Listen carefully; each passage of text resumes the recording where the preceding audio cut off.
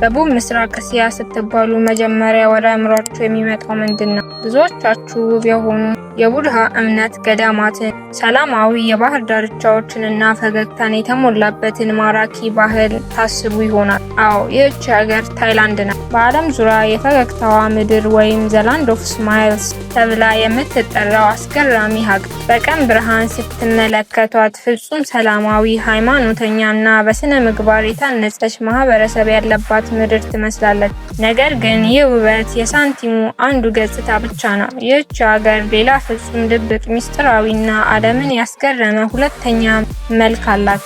ከዋና ከተማዋ ባንኮክ በስተደቡብ ምስራቅ የ2 ሰዓት የመኪና መንገድ ስታሽከረክሩ ሌላ ፍጹም የተለየ ዓለም ታገኛላችሁ። ዓለም የእስያ የኃጢአት ከተማ ወይም ሲን ሲቲ ኦፍ ኤሽያ ብሎ የሚጠራት ከተማ።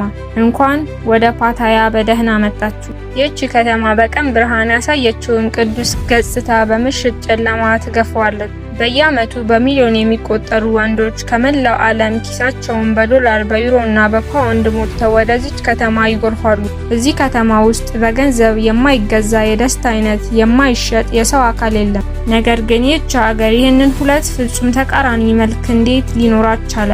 ከአንድ ጸጥተኛ የቡድሃ ባህል ጀርባ እንዴት የዓለማችን ትልቁ የወሲብ ቱሪዝም ማዕከል ሊገነባ ቻለ? ዛሬ በቻናላችን ወደ ታይላንድ ድብቅና ጨለማ ጎዳናዎች እንወስዳችኋለን። ለቻናላችን አዲስ ከሆናችሁ ሰብስክራይብ በማድረግ የደወል ምልክቱን መጫን እንዳትረሱ። ወደ ሚስጥራዊ ጉዞ አብረን እንለፍ። ስለ ፓታያ የኃጢአት ከተማ ታሪክ ከመረዳታችን በፊት መጀመሪያ ታይላንድ ራሷን ምን አይነት ሀገር እንደሆነች ማወቅ አለብን። ታይላንድ በደቡብ ምስራቅ እስያ ታሪክ ውስጥ ፍጹም ልዩ ቦታ አላት። በ19ኛው እና በ20ኛው ክፍለ ዘመን መጀመሪያ ላይ የምዕራባውያንን ሀያላን ዓለምን በቀኝ ግዛት ሲቀራመቱ የብሪታንያ ኢምፓየር ማይናማርን እና ማሌዥያን ያዘ። የፈረንሳይ ኢምፓየር ደግሞ ቬትናምንና ላኦስንና ካምቦዲያን ተቆጣጠረ። ታይላንድ ግን በመካከላቸው ነበረች። ነገር ግን ታይላንድ በብልህ መሪዎቿ በተለይም በንጉሱ ሞንግኩት እና በልጃቸው በንጉሱ ቹላሎንግኮርን ዲፕሎማሲያዊ ጥበብ ምክንያት በቀኝ ግዛት ሳትያዝ ነፃነቷን ጠብቃ ማቆየት ቻለች። ንጉሶቹ የሀገሪቱን መሰረተ ልማት አዘመኑ፣ ከምዕራባውያን ጋር የንግድ ስምምነቶችን አደረጉ እናም በብሪታንያ እና በፈረንሳይ ግዛቶች መካከል እንደ መካከለኛው ገለልተኛ ቀጠና በመሆን ሀገራቸውን አተረፏት። በዚህ ምክንያት ታይላንድ በታሪኳ የውጭ ኃይል መረገጫ ሆና አታውቅም። ይህ ነፃነት ዛሬም ድረስ ለታይላንድ ሕዝብ የብሔራዊ ኩራት ምንጭ ነው። ይህ የረጅም ዘመን ነፃነት የሀገሪቱን ባህል ሳይበርዝ ለዛሬ እንዲደርስ አድርጎታል። የታይላንድ ማህበረሰብ ምሰሶ ቴራቫዳ ቡድሂዝም ነው። ከ90% በላይ የሚሆነው ህዝብ የዚህ እምነት ተከታይ ነው። እምነቱ ከመደበኛ የአምልኮ ስርዓት ባለፈ የሰዎቹን የዕለት ተዕለት ባህሪ፣ ንግግርና አጠቃላይ የህይወት አመለካከት ይወስናል። ለምሳሌ ታይላንዳውያን ካርማ ወይም በፈጸሙት ስራ ልክ ዋጋ ማግኘት በሚለው ህግ በጥብቅ ያምናሉ። ጥሩ ከሰራህ ጥሩ ይገጥምሃል፣ መጥፎ ከሰራ መጥፎ ይከተልሃል። በዚህ እምነት ምክንያት ህዝቡ ግጭትን አይፈልግም። ለሌሎች ሰዎች ትልቅ አክብሮት ያሳያል። ሁልጊዜም ፈገግታን ያስቀድማል። ይህ ባህሪ ነው ሀገሪቱን የፈገግታዋ ምድር ያሰኛል። ነገር ግን ይህ ሰላማዊ ማህበረሰብ የራሱ የሆነ ጥልቅ የምጣኔ ሀብትና የባህል ክፍተቶች ነበሩበት። በተለይም በከተማው እና በገጠሩ ማህበረሰብ መካከል ያለው የኑሮ ልዩነት እጅግ ሰፊ ነበር። ይህ ልዩነት ነው ከጊዜ በኋላ ለወሲብ ቱሪዝም መስፋፋት እንደ ዋና ምክንያት የሚጠቀሰው። ታዲያ ይህች ታሪካዊት እና ሃይማኖተኛ ሀገር እንዴት ፓታያ የሚባል የኃጢአት መናገሻ በውስጧ ሊበቅል ቻለ? ታሪኩ የሚጀምረው ከዛሬ 60 ዓመታት በፊት ነው። በ1950ዎቹ ፓታያ ዛሬ የምናያቸው የኒዮን መብራቶች፣ ግዙፍ ሆቴሎች ወይም የምሽት ክለቦች አልነበሩባትም። ህይወት እጅግ በጣም ቀላልና ረጋ ያለ ነበር።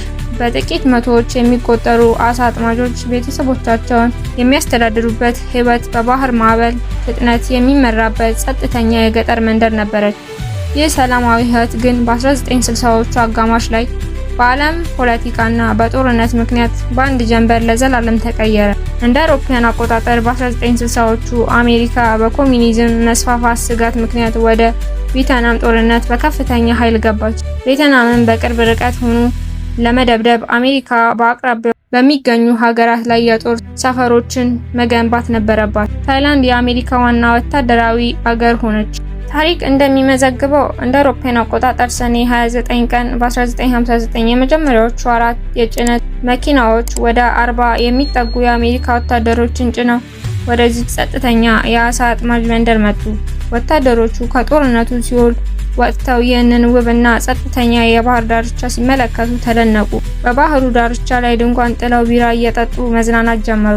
የዚች ውብ መንደር ወሬ በኡታፓኦ እና በሌሎች አሜሪካ ጦር ሰፈሮች እንደ ሰደድ እሳት ተሰራጨ። በየሳምንቱ በሺዎች የሚቆጠሩ ወታደሮች በዶላር የተሞላ ኪሳቸውን ይዘው ወደ ፓታያ መጉረፍ ጀመሩ። የአካባቢው አሳ አጥማጆች ወታደሮቹ ለአንድ ምሽት መጠጥና ማደሪያ የሚከፍሉትን የአሜሪካ ዶላር ሲመለከቱ ከአሳ ማጥመድ ስራቸው የበለጠ ይህ ንግድ እጅግ ፈጣን ገቢ እንደሚያስገኝ ተገነዘቡ። በአንድ ጀንበር የአሳ ማጥመጃ ጀልባዎች ቆሙ። በእንጨት የተሰሩ ትናንሽ መጠጥ ቤቶች በባህር ዳርቻው ላይ ተሰሩ። የአሜሪካ የሮክ ሙዚቃዎች በየመንገዱ መሰማት ጀመሩ። ወታደሮቹ ሴት ይፈልጉ ነበር፣ የአካባቢው ነዋሪዎች ደግሞ ዶላር ይፈልጉ ነበር። የቬትናም ጦርነት ለ10 ዓመታት ሲቀጥል ፓታያ ከአንድ ትንሽ መንደር ወደ ዓለም አቀፍ የደስታ ማዕከልነት አደገች። ጦርነቱ በ1975 ሲያበቃ አሜሪካውያን ወታደሮች ወጡ። ነገር ግን የፓታያ ስም አስቀድሞ በዓለም ዙሪያ ተሰራጭቶ ስለነበር አዳዲስ ሲቪል ቱሪስቶች ከአውሮፓና ከአሜሪካ መምጣት ጀመሩ። አሁን ደግሞ ወደ ታይላንድ ሌላኛውና እጅግ መነጋገሪያ ወደ ሆነው ርዕስ እንለፍ። በታይላንድ ባህል ካቶሊክ ወይም በዓለም አቀፍ ደረጃ ሌዲ ቦይስ ተብለው የሚጠሩት ማለትም በወንድ አካል ተወልደው ራሳቸውን ወደ ሴትነት የለወጡ ወገኖች የሀገሪቱ የቱሪስት መስህብ ዋነኛ አካል ተደርገው ይወሰዳሉ። በውጪ ለሚያያቸው ሰው ታይላንድ ለእነዚህ ወገኖች በጣም ክፍትና መብታቸውን የምታከብር ሀገር ትመስላለች። በትልልቅ ከተሞች በሚገኙ መድረኮች ላይ በሚያሳዩት አስደናቂ የዳንስና የውበት ትርኢት በሚሊዮን የሚቆጠር ዶላር ለሀገሪቱ ያስገኛሉ። ነገር ግን ከመድረኩ ጀርባ ያለው እውነት ፍጹም ሌላ ነው።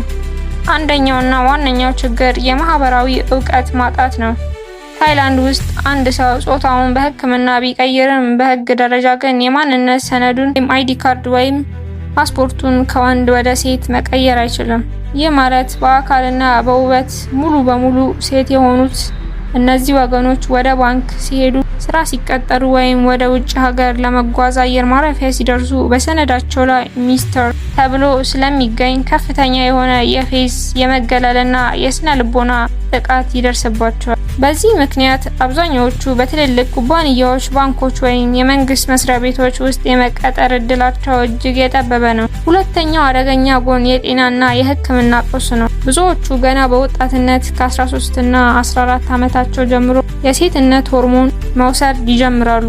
ይህንን ሆርሞን ያለ ዶክተር ክትትል በራሳቸው ፍላጎት ከፋርማሲዎች በጥቁር ገበያ በመግዛት በከፍተኛ መጠን ስለሚወስዱት ለረጅም ጊዜ ህይወታቸውን ለአደጋ ያጋልጣል። የልብ ህመም፣ የደም መርጋት እና ለከፍተኛ ጭንቀት ይዳረጋሉ።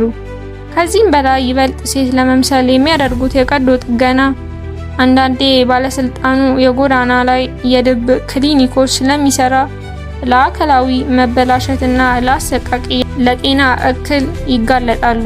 ስራ የማግኘት እድላቸው ጠባብ በመሆኑ የሆርሞንና የሕክምና ወጪያቸውን ለመሸፈን ሲሉ አብዛኛዎቹ ሌዲ ቦይስ በመጨረሻ የሚገቡበት ብቸኛ አማራጭ የወሲብ ንግድ እና የምሽት ክለቦች መዝናኛነት ነው። እዚህ ደግሞ የባሰ መበዝበዝ፣ የሰዎች ዝውውርና የአካል ጥቃት ይጠብቃቸዋል። በቱሪስቶች ዘንድ እንደ አንድ የመዝናኛ ዕቃ እንጂ እንደ ሙሉ ሰው ተቆጥረው ክብር አይሰጣቸውም። የብዙዎቹ ህይወት በብቸኝነት በእጽ ሱስና በአጭር እድሜ የመቀጨት አደጋ የተሞላ ነው። ፈገግታ የውስጣቸውን ስቃይ መሸፈኛ ጭንብል ብቻ ነው። ወደ ታይላንድ ይበልጥ አስፈሪውና ዓለም አቀፍ የሰብአዊ መብት ተሟጋቾችን ወደሚያስቆጣው ሌላኛው ጨለማ ክፍል ስንሄድ የሰዎች ዝውውር እና ዘመናዊ ባርነትን እናገኛለን።